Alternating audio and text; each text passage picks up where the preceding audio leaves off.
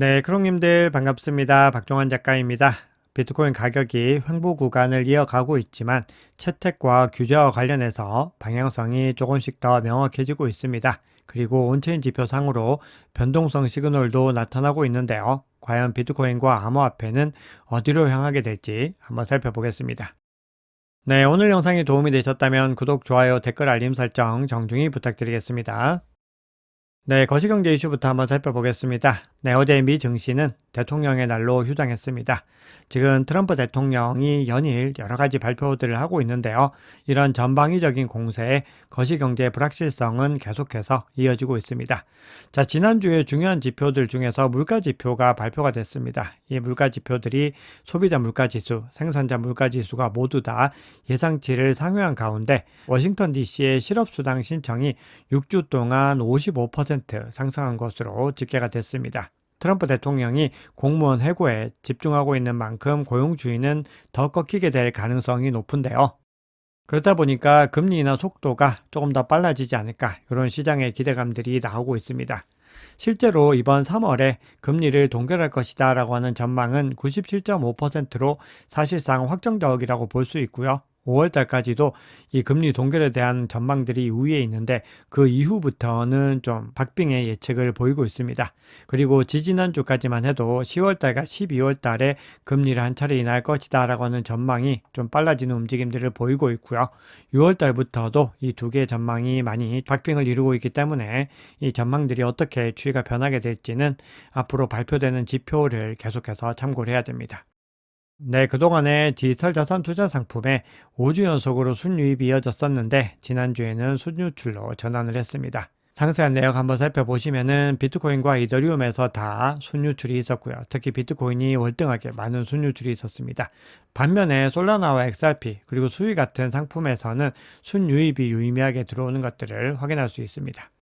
네, 그러면 온체인 지표 통해서 시장의 상황 조금 더 깊이 있게 들여다보겠습니다. 지금 비트코인 가격이 횡보 구간을 계속해서 이어가고 있지만 그럼에도 비트코인에 대한 수요는 꺾이지 않고 계속해서 이어지고 있는 것을 확인할 수 있습니다. 비트코인의 수요 가격 비율을 살펴보면은 비트코인 가격의 각 단위에 얼마나 많은 누적 수요가 대응하는지를 확인할 수 있습니다. 쉽게 말해서 현재 가격이 누적 수요에 의해서 얼마나 많이 지지되고 있는지를 측정할 수 있는데요. 이 비율이 0을 기준으로 해서 0보다 크다는 것은 가격에 비해서 강력한 수요가 일어나고 있다는 것을 의미하고 잠재적으로는 추가적인 가격 상승이 나타날 수 있다는 것을 의미합니다. 반대로 이 비율이 0보다 낮아지는 구간에서는 가격에 비해서 누적 수요가 적다라는 의미이기 때문에 수요가 약하거나 가격에 미치는 영향이 충분하지 않다는 의미로 볼 수 있습니다. 자, 결론적으로 현재 이 수치가 0보다 높은 수준을 계속해서 유지를 하고 있습니다. 이 얘기는 수요가 계속해서 유지가 되고 있다는 의미입니다. 그리고 전체적인 수요의 흐름을 보더라도 이 수치가 평균치와 거의 유사한 수준을 유지하고 있습니다. 신고점을 돌파하던 그 당시 대비로는 감소했지만 그래도 유의미하게 수요세가 이어지고 있다는 의미입니다. 네, 이렇게 꾸준한 수요에 의해서 비트코인의 축적이 지속되고 있는 것은 거래소의 유입 유출 흐름을 통해서도 확인할 수 있는데요. 거래소 유입 유출의 30일 이평선을 한번 살펴봤을 때 역시나 꾸준한 축적이 지속되고 있는 것을 확인할 수가 있습니다. 해당 비율이 1을 경계로 해서 1보다 하단에 위치하고 있을 때는 유출이 유입보다 더 우위에 있다는 것을 의미합니다.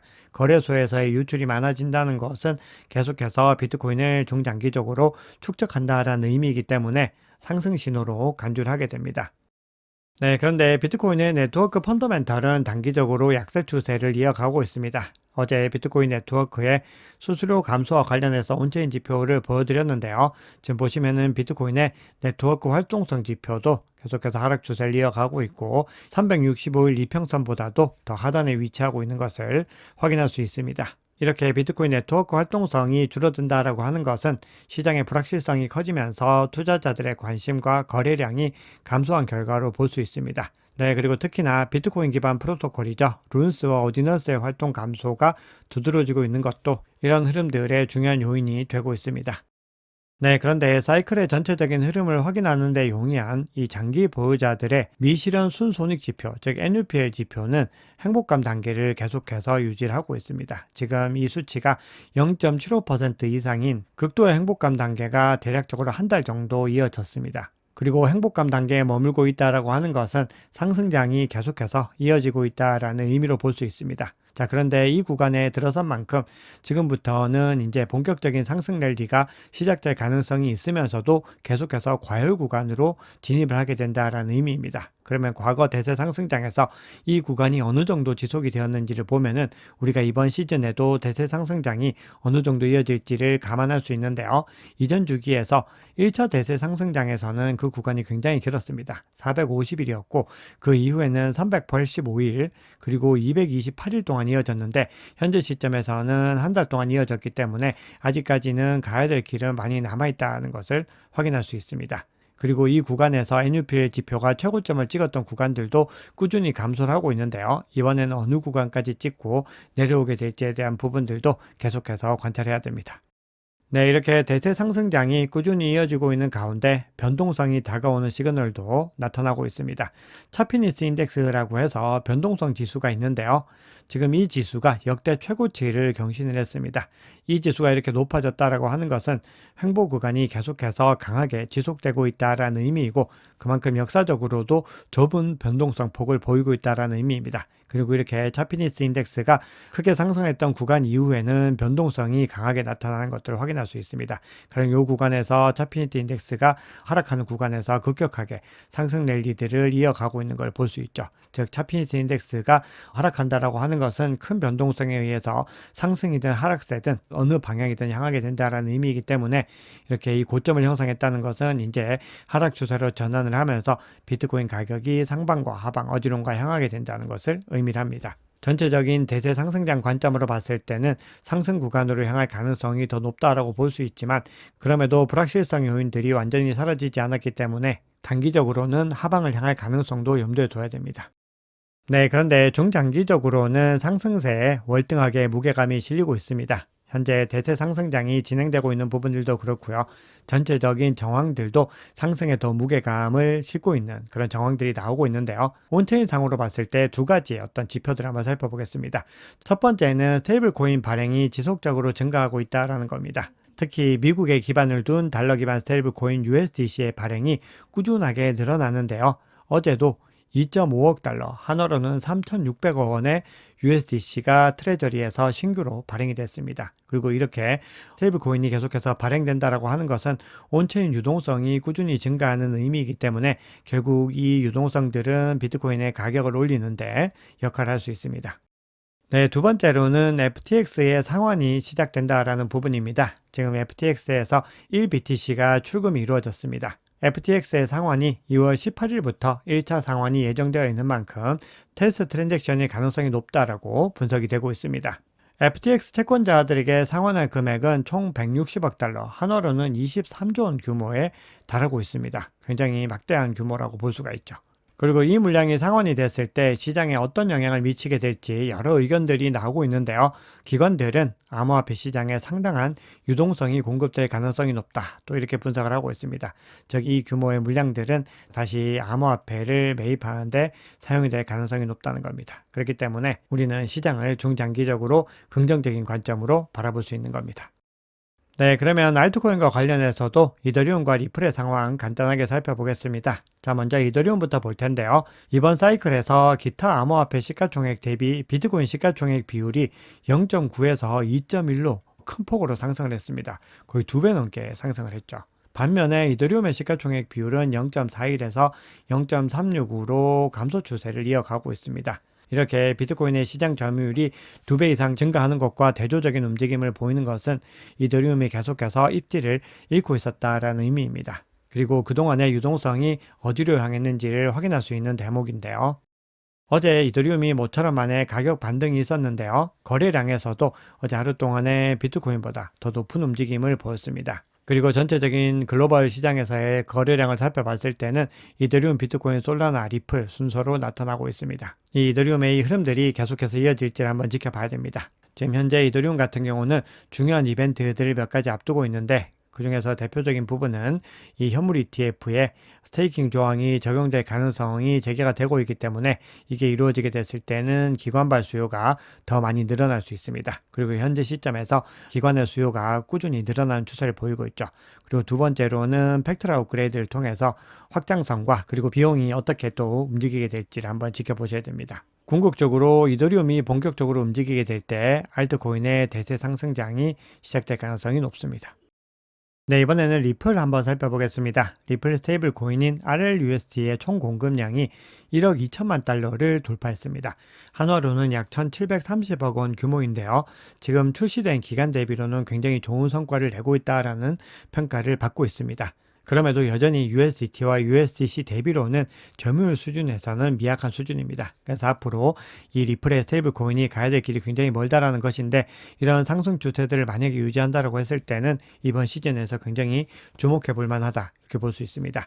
자, 그리고 그동안에는 RLUSD가 이더리움 네트워크에서 빠르게 성장을 했는데, 최근에 거래 수수료를 낮추면서 이 XRP 레저에서, 즉 XRP 메인넷에서 더 많은 어떤 점유율들을 가져가고 있습니다. 그만큼 XRP 레저의 어떤 기반들도 확장이 되고 있는 것들을 확인할 수 있습니다. 그리고 RLUSD와 관련해서는 카르다노의 창립자인 찰스 호스킨슨이 이 통합을 진행하겠다라고 밝힌 바가 있고, 일본의 SBI 그룹에서도 이 사용성 증대를 위해서 많은 노력들을 하고 있기 때문에 향후에도 이 점유율들을 꾸준히 높여가지 않을까, 그런 기대감을 받고 있습니다. 네, 그러면 시장의 중요한 이슈들 몇 가지 정도만 살펴보겠습니다. 네, 현재 비트코인과 이더리움 현물 ETF를 운영하고 있는 비트와이즈의 CEO인 헌터 호슬리가 2025년 암호화폐 시장을 굉장히 긍정적으로 제시를 했는데요. 어떤 이야기를 하고 있는지 굉장히 중요한 포인트들이 있어서 한번 살펴보겠습니다. 자, 먼저 첫 번째는 암호화폐 ETF로 순이익이 꾸준히 증가하고요. 더 많은 기업과 그리고 더 많은 국가에서 비트코인을 매수할 것이다, 이렇게 전망을 하고 있습니다. 그리고 이거는 지금 현재 시장의 지배적인 전망이라고 할 수 있죠. 이번 시즌은 기관과 이 국가적인 차원에서 포모가 본격화되는 시즌이다, 이렇게 볼 수 있습니다. 자, 그리고 미국의 자선 운용사들이 비트코인을 더 적극적으로 매수를 하고 은행과 금융기관에서 비트코인 관련 서비스를 더 많이 출시하게 될 겁니다. 그리고 미국의 암호화폐 규제 명확성이 개선이 되고 지정학적인 갈등과 글로벌 통화 정책 변화로 비트코인의 채택이 더 증가하게 될 것이다, 이렇게 얘기를 합니다. 결국은 이 비트코인이 전방위적인 채택이 일어나게 되고, 이런 흐름들을 가속하는 것은 규제의 명확화에 있다, 이렇게 볼 수가 있는 거죠. 네, 매 분기마다 SEC에서 13F 보고서를 통해서 중요한 기관들이 어떤 자산을 보유하고 있는지를 집계를 하는데요.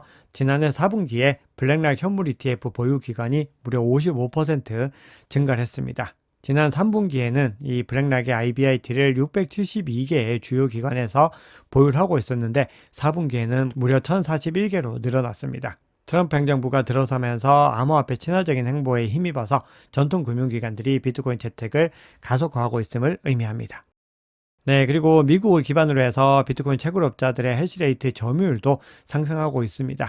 1년 전에 약 20% 수준에서 지난 1월에는 29%, 약 30%까지 상승한 상황입니다. 그만큼 미국을 기반으로 해서 채굴 산업이 더 많이 상승하고 있다는 것을 의미하고, 이런 움직임들을 가져간다는 것은 트럼프 행정부의 기조와도 일맥상통하고 있다, 이렇게 볼 수 있습니다.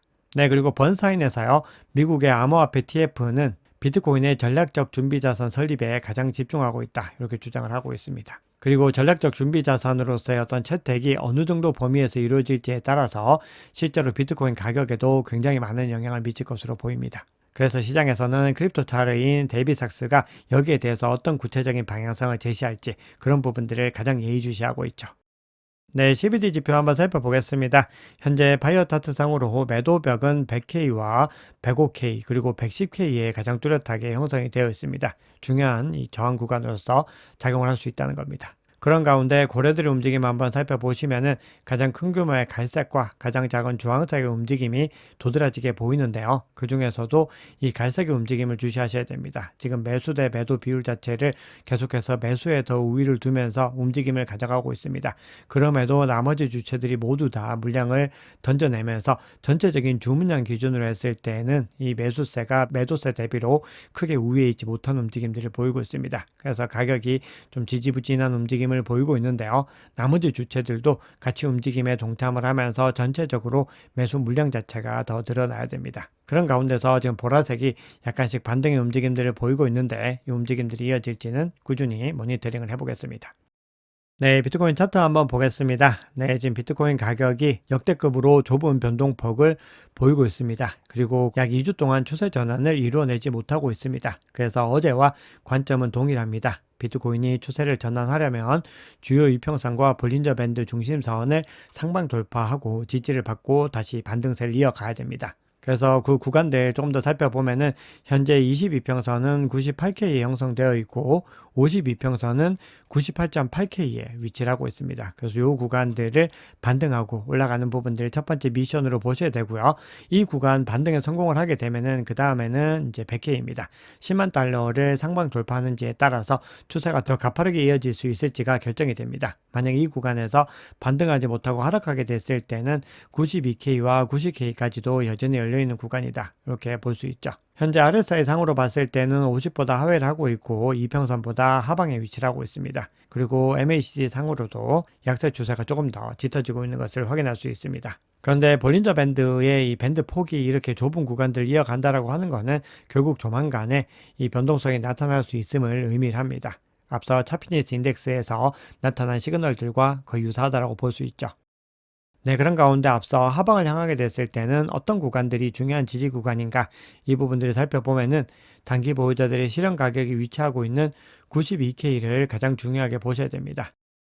네, 현재 청산 히트맵 상으로도 롱 포지션이 95K에 위치를 하고 있고 숏 포지션이 97.1K에 위치를 하고 있습니다. 그래서 변동성이 나타났을 때 특정 구간들을 청산하게 되면은 연쇄 청산에 의해서 가격이 크게 움직일 수 있다는 부분들 염두에 두시면서 꾸준히 대세 상승량 전략 이어가시면 되겠습니다. 네, 오늘 준비한 얘기는 여기까지입니다. 여러분 오늘 영상이 도움이 되셨다면 구독, 좋아요, 댓글, 알림 설정 정중히 부탁드리겠습니다. 지금까지 박 작가였습니다.